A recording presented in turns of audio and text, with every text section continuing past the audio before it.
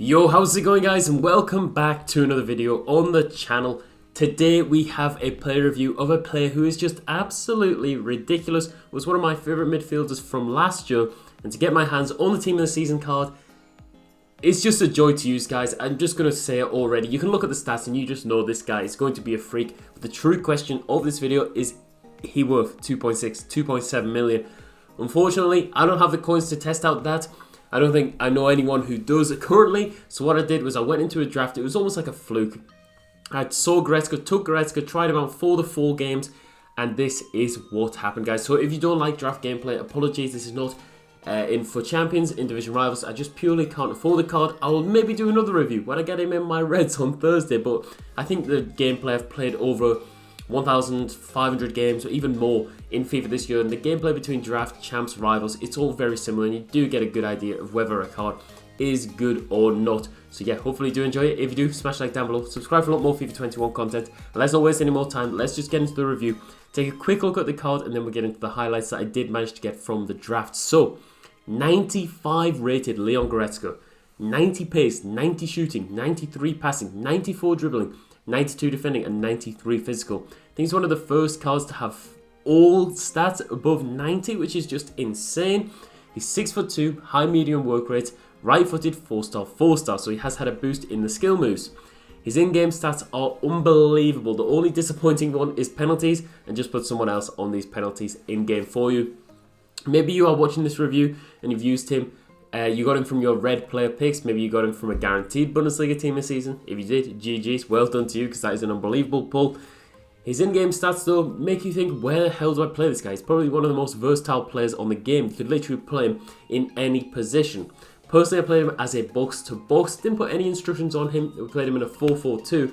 But those are his in-game stats. Some of the ones that stand out to me the most would be the 91 finishing, would be the 80 balance, and the 87 agility. Does he feel clunky in game? He is quite tall, so how does he actually play in game? He's absolutely rapid. His shooting stats, his defending stats, 98 heading accuracy, 94 stand tackle. This guy can do it all, and the strength for me, 94 strength, was unbelievable in game. Traits wise, dives into tackles and has the long shot taker trait. So traits are kind of poor. We are really looking at this guy. I've used Prime Hullet this year. I've used Bruno Team of the Year. Is he better than these cards? Let's get into highlights. Let's talk about his pros, his cons, because I think that it's important to actually take a note that this is not a player that many people will be using in FIFA 21. This is almost, if you're watching this review, can you afford this card? I know personally I can't afford this card. I'm just interested maybe to see how he actually compares to a lot of the other cards on the game. I'd say for the pros, there are literally so many pros with cards like this, because he has everything you would want on a midfielder, that the list could just go on. And when you see the summary screen at the end, the pros don't really cover all of the aspects that I'll probably mention actually in the video, but we'll start off the pace. He felt absolutely rapid.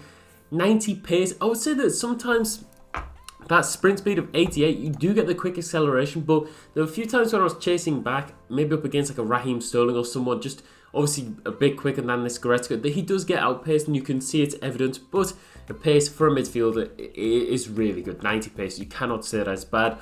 The dribbling on the card felt superb. What I really liked about Goretzka is if you passed it to him in those positions where maybe my opponent, and you get this a lot in the draft, are doing high press, he's able to turn, he's able to quickly find a pass. Dribbling felt top notch. You can easily transition the ball between the left foot and the right foot. He's able to get assists because of that dribbling. So dribbling, he felt so responsive in game, which is really, really good. One of the biggest changes to this card compared to any previous version of Goretzka is the 4-star, 4-star. Him having that 4-star, 4-star just means that he is so usable now. He is so comparable to the likes of Frankie de Jong, to the likes of Bruno Fernandes, team of the season. When you look at this guy, yeah, you 4-star, 4-star makes him a superb box-to-box and just elevates him to a different level. His strength, I came up against Frankie de Jong. Now, I've put in the similar players Frankie de Jong. The strength of this guy, he absolutely bullied Frankie de Jong in one of these clips. The strength on the card was unbelievable. The versatility, as I've mentioned, you can play this guy literally anywhere. Put a basic chemistry style on him. 96 rated centre-back, 97 rated CDM, 98 CM, 98 cam, 96 striker. Right back, 95. It's just crazy. This is the ultimate utility man. Personally, I'd play him as a box-to-box. You can play him as a defensive midfielder. Play him wherever you like. He'll perform phenomenally well for you. I've put his shooting down as a pro, but you may have saw in the previous, at the start of the video, he did miss 2 chances, which I expect my players to score, especially with the stats he has. I think Bruno Fernandes easily bags them. My 92 Bruno would bag them. So Goretzka, maybe we needed a different chemistry style on him, but he wasn't able to put them away. So finishing was good. His stats are amazing, but it was inconsistent. The movement and positioning on this card is just crazy. That is just perfect for him. The one thing I haven't really had with too many cards is that sort of rude hullet run into the box. I don't think he has that, but his movement is just still really good. His positioning, you want him to defend, you want him to attack. He does both brilliantly. His links are actually obviously really good as well. With the Bundesliga team of the season coming out, it has blown people away. We thought La Liga was good. Bundesliga has been unbelievable. His links really, really top class. And yeah, the pros could go on, guys. The pros really could go on because this is such a well-balanced card that you can play him anywhere. You can look at the pace, you can look at the shooting, you can look at the 4-star, 4-star. You can play anywhere. The cons, though, I would say the price. I don't think he's worth 2.7 million, considering that Frankie de Jong is much cheaper, considering Bruno Fernandes is cheaper. I wouldn't be paying that price for him. I think he will drop a lot, even though it's just a phenomenal card. I think that is overpriced. He's weak foot. For me, the left foot, he didn't really play the passes the same on his left foot as he did the right. He didn't really shoot the same on his left as he did the right, even though it's 4-star. So yeah, it didn't feel like a 4-star weak foot in game.